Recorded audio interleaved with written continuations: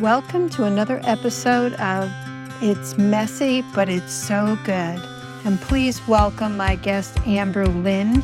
Ember Lynn is a holistic wellness coach, and she specializes in emotional release, hypnosis, and somatic breathwork. Amber has gone through an incredible transitional journey over the past, I would say, year. And she shares her authenticity and knowledge and the importance of self-compassion. I think you're really going to get a lot out of this episode, and I'm sure it will help all that are going through a transition at this time. Enjoy. So, Amber, I welcome you to It's Messy, but It's So Good. Thank you. Thank you. I love that title. Thank you. Thank you. I love it too. And what I'd love to do is just introduce you to our audience, and so they know a little bit about you before we get started. Sure. So Ember Lynn, Ember is a holistic wellness coach. She specializes in emotional release, hypnosis, and somatic breathwork. She has a master's degree in professional counseling and is certified in the rapid relief technique, soul modes, Beliefetics, and somatic breathwork. Ember's passion is helping women find their passion and create a life they love. In her own life, Ember has navigated many challenges and transitions, most recently overcoming a cancer diagnosis. She believes we have everything we need inside of us to live the life we want to live, and is excited to help others come back to themselves and their power. That's beautiful. Thank you. Thank you. Thank you. Yeah, I'm excited to just hear about your journey. If you want to just share, like what inspired you to go into this work, and along the way, how did changes occur and transitions and so forth to where you are today? Yeah. I've always been interested in mental health, and that's how I really got started. I got my master's in counseling, but I suffered from depression and anxiety. A lot happened in my childhood. We all have stuff that happens, but I went through sexual abuse and verbal abuse. And so I really was on this train of mental health and thought that's the way I wanted to go. And I ended up getting burnt out. I did an internship, I got my master's. And the other thing I saw was a lot of people struggling with the same issues over and over and over again, but it wasn't getting better. It would get better momentarily, and it just didn't seem to shift. And it was frustrating because I want to help people. And so I was introduced to the coaching space and personal development, and I learned the rapid relief technique, and that really helped me process the emotions that I thought I had processed, but instead I'd been stuffing inside of me. And it was the first time I started to feel something. And I got connected to people who were doing amazing things, and they were coaching, or they were doing hypnosis, and they were like out just living their best lives. And I thought, I want that. I want more of this. So I dived all into the coaching space and learned the rapid relief technique. I ended up going to get certified in hypnotherapy. And then I never ended up finishing the certification, but I did all the trainings and everything. And it's kind of just snowballed from there. Every little tool that I've learned has just added to my journey and expanded me in different ways. And so then I learned about soul modes and Beliefetics and all these tools that are out there. And it just has really, sounds cliche to say it was life-changing, but it truly, truly was. There was a moment where I was working at a school that I'd been at for 11 years and really had outgrown. And I had this moment of just clarity, knowing I didn't know what I wanted to do, but I knew I didn't want to do this anymore. I couldn't live like this anymore. I just had become so just blah to life. I wasn't having joy. I wasn't excited about anything. I was miserable at home and I was irritating my family because they were irritating me. And it just reached a climax where I just knew something had to change. And I dove head in, and here we are. Lots of bumps along the road, lots of challenges. That's why I just resonate so much with your title, because it's been messy for sure, but there's beauty in the mess. And no matter what it is, we can find blessings. We can just come out stronger than ever before. So yeah, that's amazing. Thank you for sharing all that. thank you. Just talking a little bit about the messiness. Can you share a little bit, about some challenges or messiness that you felt really catapulted you into another almost, understanding of yourself that served you ultimately, to where you are today? There's so many. I feel like, I turned 40 in November, and I keep wanting to write this book called This is 40, even though I know there's a movie out there, because I just am a little in awe of all the things that have happened this year, especially. I could talk about divorce. I could talk about moving and separation. I think one of the most life-changing things, obviously, is a cancer diagnosis. And a lot of people take that as a death sentence. They take it as devastating. They take it as this horrific thing that happens to them. And from day one, I have had the perspective of cancer is a messenger, and it's here to speak to me. Like, there's something going on in my life that is not in balance, and I've let myself create this body where cancer can thrive. And so I took a more holistic approach. I knew that I wanted to support my body, and I feel like I'm in the best health I've ever been in. I was just diagnosed in February. I did have surgery, but other than that, I went a completely alternative route against doctor's orders. And, there's lots of opinions about all of that. But obviously there's so much mess. It was an emotional journey. It's still an emotional journey, but I have stepped into the person that I was meant to be. And I keep saying cancer really pushed me to be the person I want to be. I'm doing yoga now. I drink juice. I'm eating healthier, although I've slipped a little with my daughter about to leave for college. No perfection. It's a journey. But it was things that I kept saying I was going to do, and I wasn't doing them. And cancer just really woke me up to everything I'd say I wanted, and I wasn't moving towards.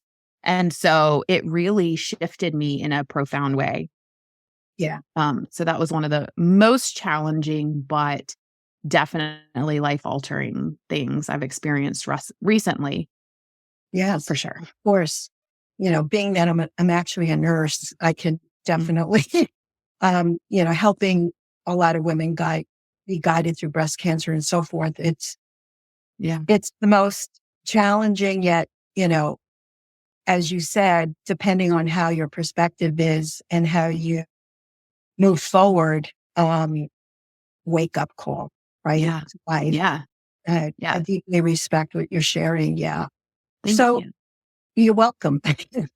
So as you were going through, the dips and ups and downs, what do you think helped you the most that you can share with, the audience in terms of maybe they're going through something similar or another transition that is really, really difficult? Yeah. What has helped you? I think one of the most helpful things for me was learning how to process my emotions in a healthy way, not ignore them, not stuff them, not even label them as good or bad like we tend to do, but to really know we're human and there's a broad spectrum of emotion and we're going to flow through them all. The second thing was learning to be okay with myself. I think that's something that soul modes really help me because we aren't the same person day to day. We aren't even the same person moment to moment. And when we get in what Soul Modes was written by Carly Marie. It's a book that you can get. But she talks about bear mode. It's just one of the modes. But that one to me was the most resonant because I felt like I was stuck in bear mode all the time. You're extra emotional. You just want to be on the couch. You just want to watch Netflix. You don't want to do anything. And what I learned from reading that book and then diving into the certification is that we fight ourselves all the time and we try to be perfect or we try to force ourselves to do things. And it feels like we're trudging up a hill in mud is how I describe it. And when I would fight the times that I thought I need self-care or I'm emotional and need to rest, when I would try to push through and be productive and do things that I thought I should do, it just felt terrible. So I think one of the biggest things I learned was to be authentic to myself and to know that it's okay.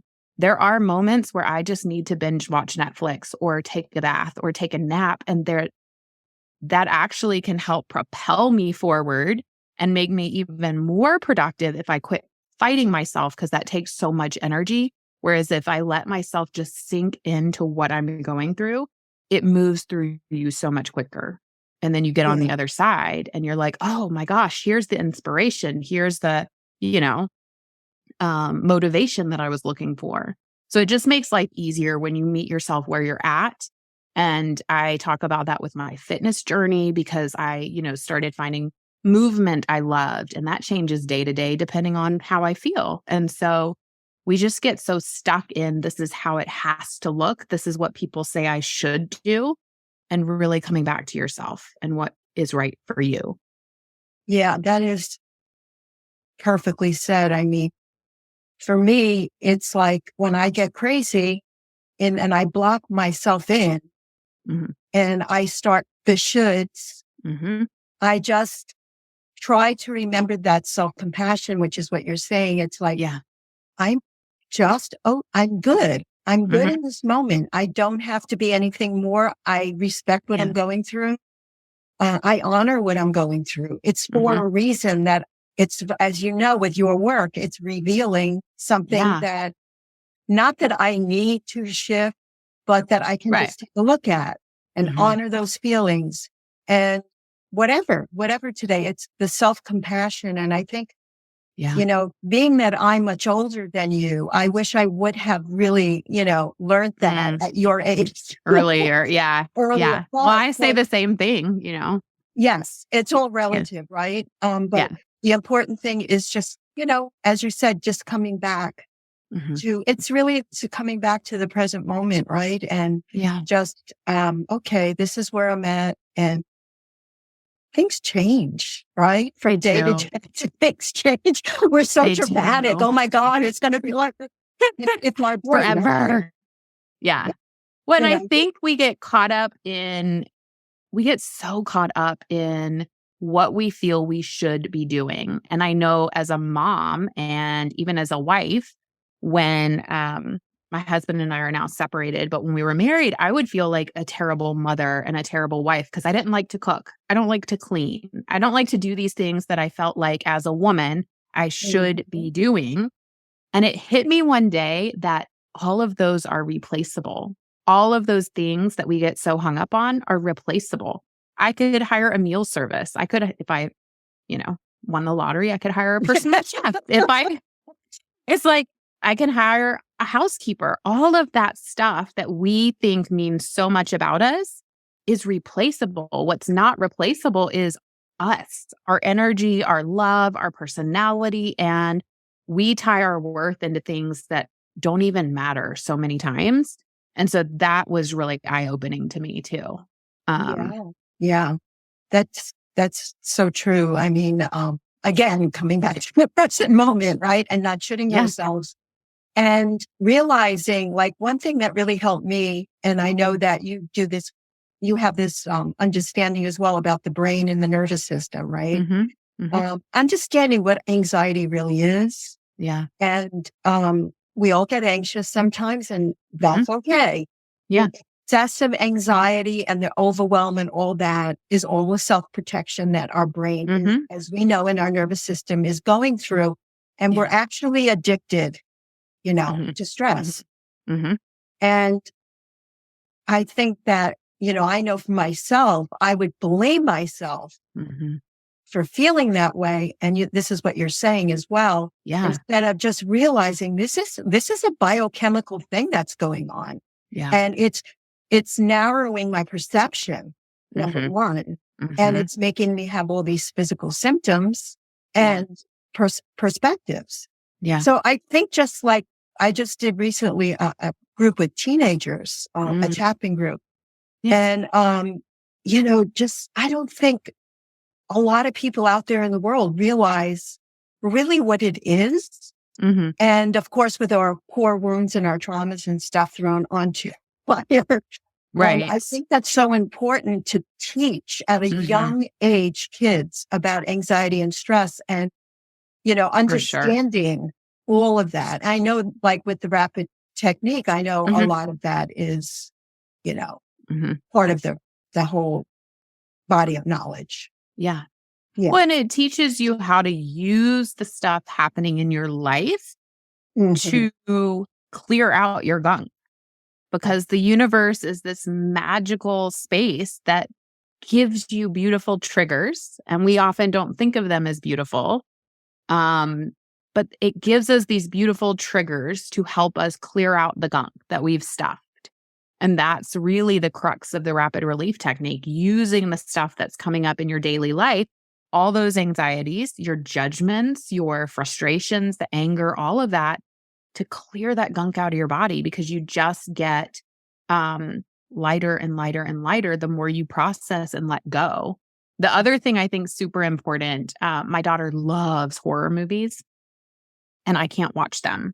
I've gotten very protective with my energy because I noticed that I am drawn to like crime dramas. I used to love Law and Order and CSI and all of those TV shows, and they made me anxious in my daily life. They just made me super anxious. And I realized, like, why am I doing this to myself? So I've gotten very protective of my energy. And so I don't watch things like that anymore, even though I really used to love them and they would draw me in. It made life so much more anxiety filled. And so I'm protective of the people I'm around, what I see on social media. People complain all the time about social media being this horrible place where all this stuff happens. And I actually don't see most of that because my feed is full of inspiration and people living their best lives and doing amazing things. And so it's all about, how you curate your feed and how you protect your energy. Yeah, I couldn't agree more. Not watching the news is a biggie too. Oh yeah, no, I don't watch the news. Or limiting, or not watching it at all, depending on how you feel about it, or just limiting. And I know that with a lot of my patients who are very anxious, I try to teach a lot of about limiting that, and a lot of people just don't. They don't realize how energy affects them. So, for sure. Yeah. Well, and it is addicting almost. When we were in the midst of COVID, my mom was watching the news consistently and tracking numbers and all the things. And I just said, Mom, like, how is that affecting you? Because you are so anxious right now. You are so stressed. And I said, if you have to check it daily, one time, limit it to one time. So it was the same message that you tell your patients. Like, if you're going to do it, just limit it, because this isn't helping you to constantly be tapping into all of that. Absolutely. Yeah. Thanks. I was wondering if you could share a little bit about what you're up to right now. Sure. I'm in the midst of a bunch of transitions. My daughter leaves for college on Wednesday, so that's coming up. But I also just relaunched my business. And so I am seeing one-on-one clients, doing coaching and hypnotherapy. I just started a really amazing membership that I've had on my mind for 2 years, called Unleashed, because I just feel, and it's a reference to soul modes again, like unleashing that inner wild woman. But it's a community where I've got tapping recordings in there where I guide people through tappings. We've got breathwork sessions. We've got a hypnosis meditation library. I'm adding to it. So I'm building it up right now. We're about to start a weekly yin yoga class. But it's all focused on wellness. And then we actually are about to start a challenge on Tuesday, which is called Thrive in 75, which is my version of, a lot of people have heard of 75 hard. That never really resonated with me. I wanted something focused on overall wellness, like body, mind, spirit, just feeling better, making steps towards the life we want. And so we're kicking that off Tuesday. So I've got a lot of things in the works. I'm doing, talking to people about doing different retreats because I really have a passion for that as well. I'm in yoga teacher training. So, Oh, wow. I'm super excited about that. And so just, things are like all starting to shift and slowly grow, and it's exciting for sure. So lots of different things happening right now. I need to finish my book. I'm writing a book. Oh, tell me a little bit about that. So the book, I'm actually in the midst of a couple different ones. I never do one thing at once. Soul on Fire is going to be my first book, and that is about my personal growth journey, just about how I went from being this anxious and depressed person to where I am now. And so I'm really excited about that because it's so close to being finished. I just need to finish it.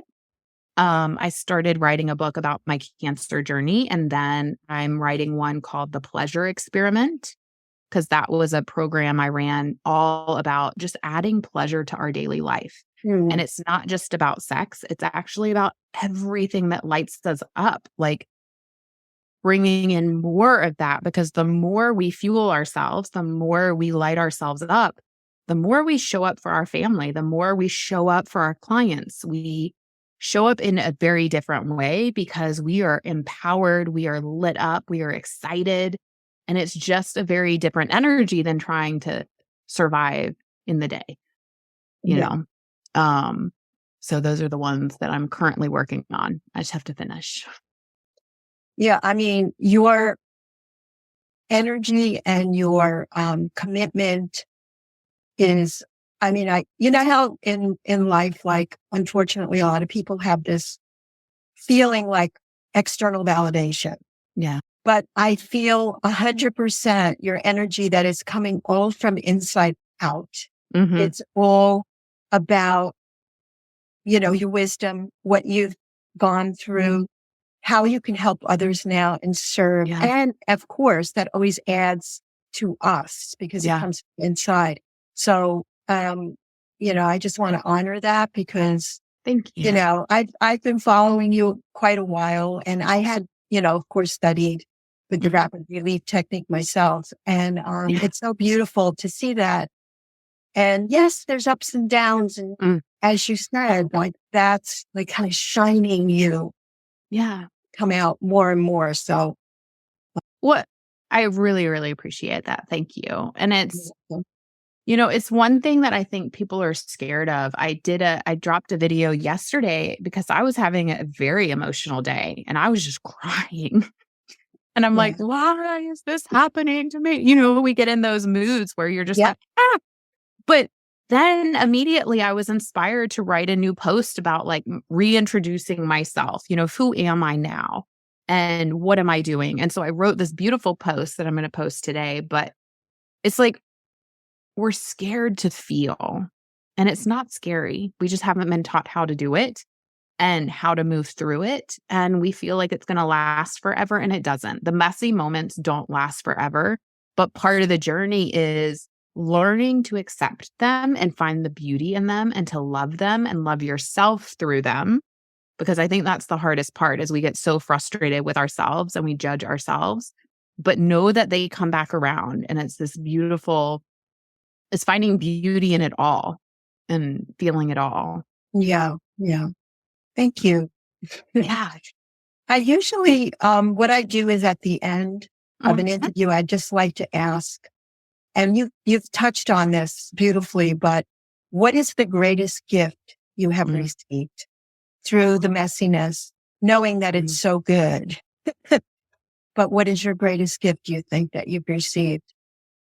I honestly feel my greatest gift is connection with myself, first and foremost, but really, truly connection with others. And it's bringing tears to my eyes because I've always felt called to share my journey. I've never thought, it just never even occurred to me not to. I've always thought of sharing it. And I can't tell you how many messages I get from people who have been impacted by a post I did or just sharing part of my story. And it really, I want people to know they're not alone. It's so important to me because I know how it feels to feel like you're the only one going through this or that you're completely alone. And I never want other people to feel like that. And so I feel like in sharing my journey and experiencing the things that I have, yes, I'm helping people heal. I'm helping people, but it's that connection with others. It's like so intimate and so deep when you just know that it's relatable. And we all go through things and we're not alone. And chances are, no matter what somebody's going through, somebody else has been there. We just don't talk about it a lot. Exactly. And so presenting my story and sharing my journey, I just have always felt it important to authentically show up because that's when you truly connect with others. They see you, you see them, and you can build a friendship and a bond that is just really meaningful. So, yeah. And I know for sure that you have affected a lot of people. And as people hear this interview, it'll definitely carry your intentions out there into the universe. Yeah. Thank you. Oh, sure, sure. So how can people find you? And let's say they're interested in your membership or coaching or anything that you offer. I am on Instagram at Life with Ember Lynn. I believe that's my handle on Facebook as well. And then I think you're going to drop the links. I have a link to the membership Unleashed, which is a beautiful way to hop in at a lower cost. We do weekly coaching calls in there as well. And then I have one-on-one sessions. And so there's going to be that link. And then I did something called Just a Taste for anyone who wants to just dip their toe in. But sometimes we just don't know if we want to work with somebody. There's so many people out there that do different things. And so some people just want to taste, and that's okay. So I have the Just a Taste group, which has a breathwork session, a hypnosis session, a coaching call, and some other things I dropped in there that they can just experience. So that's always an option as well. But those are my main things right now. That's great. Thank you. Well, thank you, Ember. Thank you so much. Well, sure. I so appreciate you coming on and sharing your journey and your passion. And, I will see you online. Yes, you will. Thank you. Okay. Thank you. All right. Bye. Thank you for listening to this beautiful interview with Ember Lynn. I just love her poignant experiences of connection, triumphs through the low points, the triggering, and all leading to where she is today in self-compassion. And of course, things get messy as we go on our journey, but with more insight and clarity on how to really ride that wave in life. So if you'd like to get in touch with Ember Lynn, you can reach her several ways. You can reach her through her website, lifewithamberlynn.com, and that's with 2 N's. And she also can be reached at Life with Ember Lynn on Instagram. And from there, you can check out her membership and Just a Taste and all the things that she offers. So again, thank you, Ember Lynn, so much for this interview. I really enjoyed it. And I know everyone listening will get so much out of it. In addition, I'd like to just share that I really would love to grow my podcast with followers and reviews, whether it be on Apple or Spotify. And I'm running a little giveaway right now until around the holidays, till, the end of December. If you follow us and review the podcast and tag me, DM me, or email me, then I will put you into an entry for a contest of a free healing EFT and coaching session with me. So please share the podcast with your friends and family, and I really would appreciate that support. So we'll see you next time. Take care.